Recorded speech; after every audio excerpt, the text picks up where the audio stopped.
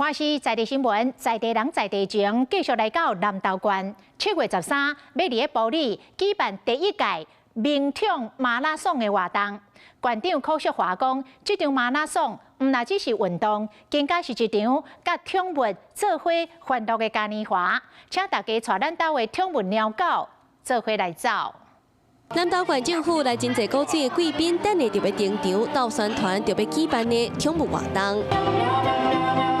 南投县头一届的宠物马拉松7月13伫咧埔里盛大开始，由南投县政府埔里镇公所有当地业者做伙合作，结合宠物运动甲在地文化。南投一直以来都是一个非常好自然观光的地方。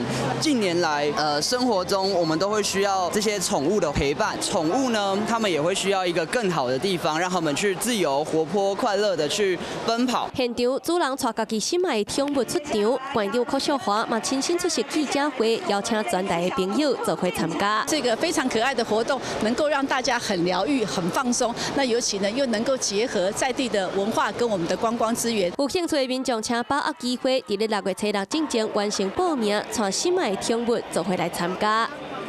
你好，我是宋彦明。想掌握最及时的新闻资讯吗？赶紧订阅、按赞、开启小铃铛，锁定华视新闻 YouTube 频道。